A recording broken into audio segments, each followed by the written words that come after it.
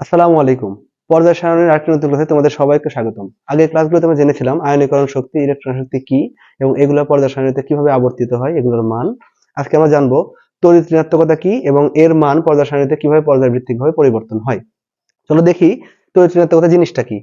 দেখো সংজ্ঞার ক্ষেত্রে এখানে বলা হচ্ছে সমযোজী বন্ধনে আবদ্ধ দুইটা পরমাণু যখন সমযোজী বন্ধনে আবদ্ধ হয় তখন পরমাণুর বন্ধনজোড় ইলেকট্রন গুলোকে ওই পরমাণু দুইটার নিউক্লিয়াস যে বলে নিজের দিকে আকর্ষণ করে তাকে ওই পরমাণুর তড়িৎ ঋণাত্মকতা বলা হয়। আমরা একটা বন্ধন এখানে দেখি তাহলে বুঝতে পারবো। যেমন ধরো পানির সংকেত হচ্ছে H2O, পানি একটা সমযোজী যৌগ। তাহলে এর যদি আমরা গাঠনিক সংকেত দেখি মানে ডায়াগ্রামের মাধ্যমে তাহলে বিষয়টা এরকম দাঁড়ায়। অক্সিজেন থাকে হচ্ছে মাঝখানে, অক্সিজেনের প্রথম শক্তি স্তরে দুইটা ইলেকট্রন, তারপর আছে হচ্ছে ছয়টা, এই যে এখানে দুইটা, আর এই পাশে এখানে একটা, এখানে একটা। তো এই একটা যে এইখানে একটা বিজোড় ইলেকট্রন, এই পাশে একটা বিজোড় ইলেকট্রন আছে, এইখানে এসে একটা হাইড্রোজেন বন্ধন তৈরি করে একটা ইলেকট্রন শেয়ারের মাধ্যমে, এটা নিউক্লিয়াস, এখানে নিউক্লিয়াস আছে। একইভাবে এই পাশের যে বিজোড় ইলেকট্রনটা আছে এখানেও কিন্তু একটা হাইড্রোজেন পরমাণু এসে এখানে একটা ইলেকট্রন শেয়ারের মাধ্যমে আরেকটা বন্ধন তৈরি করে। তাহলে আমরা দেখতে পাচ্ছি দুইটা বন্ধন, এবং তাহলে এখানে বন্ধন জোড় ইলেকট্রন হচ্ছে মোট এখানে দুইটা, এখানে দুইটা, মোট চারটা, অর্থাৎ দুই জোড়া বন্ধন জোড় ইলেকট্রন দেখা যাচ্ছে। এখানে সংজ্ঞায় বলা আছে এই যে সমযোজী বন্ধন তৈরি হলো এই বন্ধন জোড় ইলেকট্রন গুলাকে পরমাণুর নিউক্লিয়াস গুলা যে পরিমাণ আকর্ষণ করে তাকে বলা হয় ওই পরমাণুর জন্য তড়িৎ ঋণাত্মকতা। তাহলে এখন খেয়াল করো, পরমাণুর নিউক্লিয়াসের মধ্যে থাকে হচ্ছে প্রোটন এবং নিউট্রন, অর্থাৎ নিউক্লিয়াসের চার্জ হয় ধনাত্মক এবং ইলেকট্রনের চার্জ আমরা সবাই জানি হচ্ছে ঋণাত্মক। তাহলে ধনাত্মক চার্জ ঋণাত্মক চার্জকে আকর্ষণ করবে, এটা খুবই স্বাভাবিক একটা প্রক্রিয়া। তাহলে এই বন্ধন জোড় ইলেকট্রন যে দুইটা এখানে আছে আবার এই পাশেও আছে, এই ইলেকট্রন গুলাকে আশেপাশে যত ধনাত্মক চার্জ আছে অর্থাৎ যতগুলো নিউক্লিয়াস আছে সবাই কিন্তু আকর্ষণ করছে। তো এই ক্ষেত্রে এই যে দুইটা বন্ধন, এখানে দুইটা বন্ধন জোড় ইলেকট্রন দেখা যাচ্ছে, এই ইলেকট্রনকে এই যে হাইড্রোজেনের নিউক্লিয়াসটা আকর্ষণ করছে নিজের দিকে, একইভাবে অক্সিজেনের নিউক্লিয়াসও কিন্তু নিজের দিকে আকর্ষণ করছে। একইভাবে এইখানে যে বন্ধন জোড় দুটো ইলেকট্রন আছে এই ইলেকট্রন দুইটাকেও কিন্তু হাইড্রোজেনের নিউক্লিয়াস আকর্ষণ করছে, একইভাবে বাম দিকে থাকা অক্সিজেনের নিউক্লিয়াসটা আকর্ষণ করছে। তাহলে এইখানে অক্সিজেন যে পরিমাণ আকর্ষণ করে এই ইলেকট্রন দুইটাকে তার নিউক্লিয়াসের দিকে টানার চেষ্টা করবে সেটা হবে অক্সিজেনের ক্ষেত্রে তড়িৎ ঋণাত্মকতা। একইভাবে এই ইলেকট্রনগুলোকে হাইড্রোজেন যে পরিমাণ আকর্ষণ করে তার নিউক্লিয়াসের দিকে টানার চেষ্টা করবে সেটাকে বলা হবে হাইড্রোজেনের তড়িৎ ঋণাত্মকতা। তো এই ক্ষেত্রে কিন্তু হাইড্রোজেনের তড়িৎ ঋণাত্মকতার মান অক্সিজেনের তুলনায় কম হওয়ার কারণে এই বন্ধন জোড় ইলেকট্রন কিছুটা অক্সিজেনের নিউক্লিয়াসের দিকে ঝুঁকে পড়ে, কিছুটা, আংশিকভাবে। একইভাবে এই দুইটাও কিন্তু কিছুটা অক্সিজেনের নিউক্লিয়াসের দিকে ঝুঁকে পড়ে, যার ফলে পানির মধ্যে এইচ ডেল প্লাস আয়ন এবং একইভাবে অক্সিজেন ডেল মাইনাস এরকম আংশিক দুইটা আয়ন লক্ষ্য করা যায়। খেয়াল করে দেখো, ইলেকট্রন দুইটা যেহেতু অক্সিজেনের নিউক্লিয়াসের দিকে আকৃষ্ট হয়েছিল বেশি, তার মানে অক্সিজেনের কাছাকাছি চলে আসছে, এই কারণে অক্সিজেনটা আংশিকভাবে ঋণাত্মক ধর্ম প্রদর্শন করছে। আর হাইড্রোজেনের কাছ থেকে যেহেতু দূরে সরে গেছে, যদিও একদম ত্যাগ করেনি, দূরে সরে যাওয়ার কারণে হাইড্রোজেন কিছুটা আংশিক ধনাত্মক কিন্তু এখানে বৈশিষ্ট্য প্রদর্শন করছে। তো এখন যে জিনিসটা আমাদের জানতে হবে, এই তড়িৎ ঋণাত্মকতার মান পর্যায় সারণীতে কিভাবে পরিবর্তন হয়। আমরা যদি একই পর্যায়ে বাম থেকে ডান দিক যাই সেক্ষেত্রে কি হয়, উপর থেকে নিচের দিকে আসলে কি হয়, এই দুইটা জিনিস আমাদের বুঝতে হবে। তো একটু আমরা দেখার চেষ্টা করি। ধরো আমরা একটা পর্যায়ে দুটো মৌল নিলাম, আমরা উদাহরণ হিসেবে নিতে পারি সোডিয়াম, মাঝখানে বেশ কয়েকটা মৌল আছে, ডান দিকে গেলে এখানে আছে ক্লোরিন। এই দুইটা পরমাণু 3 নাম্বার পর্যায়ে অবস্থান করছে। তো এই দুইটা পরমাণুর ক্ষেত্রে যদি আমরা তড়িৎ ঋণাত্মকতার মান তুলনা করতে চাই তাহলে সেই ক্ষেত্রে আমরা একই পর্যায়ে বাম থেকে যত ডান দিকে যাব এই ক্ষেত্রে তড়িৎ ঋণাত্মকতার মান বেড়ে যায়।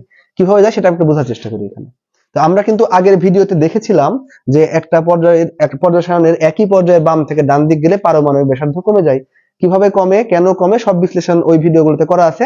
তোমরা আজকে শুধু এইটুকু খেয়াল রাখো এখানে যে একই পর্যায়ে, এটা হচ্ছে 3 নম্বর পর্যায়, একই পর্যায়ের বাম থেকে ডান দিক গেলে আকার ছোট হতে থাকে, এবং আকার যত ছোট হতে থাকবে এটা কিন্তু একটা নির্দিষ্ট পর্যায়ে 3 নাম্বার পর্যায়ে, তার মানে প্রত্যেকটা পরমাণু যারা যারা এই পর্যায়ের মধ্যে অবস্থান করছে প্রত্যেকের মোট শক্তি স্তর সংখ্যা 3টা, অর্থাৎ সর্বশেষ শক্তি স্তর হচ্ছে 3 নাম্বার শক্তি স্তর। এবং বাম থেকে ডান দিক যত যাচ্ছি তত আকার ছোট হয়ে যাচ্ছে, অর্থাৎ 3 নাম্বার শক্তি স্তরটা নিউক্লিয়াসের তত কাছাকাছি আসছে। তো কাছাকাছি যখন আসবে স্বাভাবিকভাবেই ওই ইলেকট্রন গুলাকে নিউক্লিয়াস বেশি বলে আকর্ষণ করবে। সিম্পল বিষয়টা একটা, আমি একটা উদাহরণ দেখাই এখানে। ধরো আমরা সোডিয়ামের নিউক্লিয়াস চিন্তা করি, এটা 1 নম্বর শক্তি স্তর, 2 নম্বরে এইরকম, এরপর হচ্ছে আমাদের এখানে 3 নম্বর শক্তি স্তরে মোট ইলেকট্রন আছে হচ্ছে একটা। আচ্ছা, এটা হচ্ছে আমাদের সোডিয়াম পরমাণু।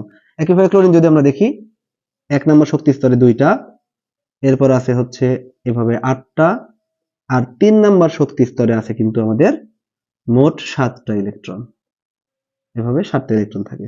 তাহলে এখন খেয়াল করো, যেহেতু সোডিয়াম এবং ক্লোরিন উভয়ে একই পর্যায়ের মৌল এবং সোডিয়ামের থেকে ক্লোরিনের অবস্থান ডান দিকে, তার মানে ক্লোরিনের আকার তুলনামূলকভাবে ছোট। এখানে দেখতে যেমনই লাগুক, ক্লোরিনের আকার অবশ্যই তুলনামূলকভাবে ছোট, অর্থাৎ আমরা এটাকে এভাবে দেখাতে পারি আকারের হিসাবে। তাহলে যেহেতু আকার ছোট, তার মানে নিউক্লিয়াসের সাথে এই সর্বশেষ শক্তি স্তরের ইলেকট্রনগুলোর দূরত্ব কমে আসছে। আবার একইভাবে এই নিউক্লিয়াসের মধ্যে ক্লোরিনের কিন্তু নিউক্লিয়াসে মোট 17টা প্রোটন থাকে, 17 প্রোটনস, আর এখানে আছে মাত্র 11 প্রোটনস। তাহলে প্রোটন সংখ্যাও বেশি, ইলেকট্রন সংখ্যাও সর্বশেষ শক্তি স্তরে বেশি এবং দূরত্ব কম। তাহলে বুঝতে পারছো সোডিয়ামের থেকে ক্লোরিনের ক্ষেত্রে নিউক্লিয়াসের সাথে সর্বশেষ শক্তি স্তরের কিন্তু আকর্ষণ বেশি হবে, ইলেকট্রনগুলোর আকর্ষণ বেশি হবে। যখন আকর্ষণ বেশি হবে তখন নিউক্লিয়াস যে ধনাত্মক চার্জ, সে যত ইলেকট্রন আশেপাশে পাবে সবাইকে টেনে নিয়ে আসার চেষ্টা করবে। এই কারণে ক্লোরিন যদি আশেপাশে কোনো ইলেকট্রন পায় বা কোনো জায়গায় বন্ধন ইলেকট্রন শেয়ার করে আর কি, সেই বন্ধন থেকে যে ইলেকট্রনগুলোকে শেয়ার করা হয়, ধরো এই জায়গাতে ইলেকট্রনটা শেয়ার করলো, তাহলে এই ইলেকট্রনটা এই ক্লোরিনের নিউক্লিয়াসটা কিন্তু তুলনামূলকভাবে বেশি পরিমাণে আকর্ষণ করতে পারবে। যদিও সোডিয়াম ইলেকট্রন কখনো শেয়ার করে না, কিন্তু যদি আমরা একটু ডান দিকে গিয়ে ধরো সালফার নিই বা ফসফরাস নিই, তার সাথে যদি এই ক্লোরিন ইলেকট্রন এখানে শেয়ারের মাধ্যমে বন্ধন তৈরি করতো, তাহলে ফসফরাসের ওই সর্বশেষ শক্তি স্তরের তুলনায় ক্লোরিনের সর্বশেষ শক্তি স্তর কাছে হওয়ার কারণে ক্লোরিনের নিউক্লিয়াস কিন্তু ওই বন্ধন জোড় ইলেকট্রনগুলোকে বেশি আকর্ষণ করতো, যার ফলে ক্লোরিনের তড়িৎ ঋণাত্মকতার মানটা আমরা বেশি লক্ষ্য করতে পারতাম। একইভাবে যদি আমরা একই গ্রুপের উপর থেকে নিচের দিকে আসি, উদাহরণ হিসেবে আমরা যদি 1 নম্বর গ্রুপটাই নিই, এটা আমাদের বুঝতে সুবিধা হবে। 1 নম্বর গ্রুপটা যদি আমরা নিই, 1 নম্বর গ্রুপের উপরে দুইটা মৌল থাকার পরে এখানে সোডিয়াম, তার নিচে আছে হচ্ছে পটাশিয়াম, এভাবে কিন্তু নিচের দিকে আসছি। তো আমাদের সোডিয়াম আর পটাশিয়ামের মধ্যে এখানে কম্পারিজনে যাই, তাহলে আমরা জানি একই গ্রুপের উপর থেকে নিচে আসলে পারমাণবিক আকার বড় হয়। এর কারণ একই গ্রুপের উপর থেকে নিচে নামা হচ্ছে মানেই হচ্ছে পর্যায় সংখ্যা বৃদ্ধি পাওয়া, অর্থাৎ শক্তি স্তর সংখ্যা বেড়ে যায়। তাহলে সোডিয়াম এবং পটাশিয়াম উভয়ের সর্বশেষ শক্তি স্তর ইলেকট্রন একটা, কিন্তু সোডিয়ামের তুলনায় পটাশিয়ামের শক্তি স্তর সংখ্যা একটা বেশি, সোডিয়ামের 3টা, পটাশিয়ামের হচ্ছে 4টা। তাহলে যেহেতু শক্তি স্তর সংখ্যা একটা বেশি, তাহলে নিউক্লিয়াস থেকে ওই সর্বশেষ শক্তি স্তরের দূরত্ব কিন্তু বেশি হয়ে যাচ্ছে।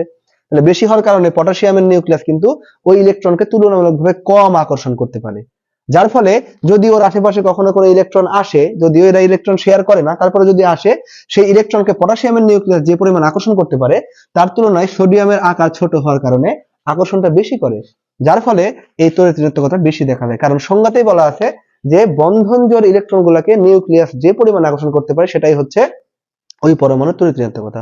সোডিয়ামের আকার ছোট হওয়ার কারণে আকর্ষণ বেশি, সুতরাং তড়িৎ ঋণাত্মকতা বেশি।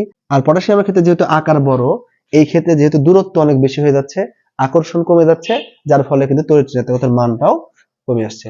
আশা করি বুঝতে পারছো তড়িৎ ঋণাত্মকতা কি জিনিস এবং একই পর্যায়ের বাম থেকে ডান দিকে বা উপর থেকে নিচে আসলে এই মানটা ক্রমান্বয়ে কিভাবে পরিবর্তিত হয়। পরবর্তী ভিডিওতে আমরা এই অধ্যায়ের অন্যান্য টপিক নিয়ে আলোচনা করব। ততক্ষণ পর্যন্ত আমাদের পেজ এবং চ্যানেলে ফলো এবং সাবস্ক্রাইব করে কানেক্টেড থাকুন।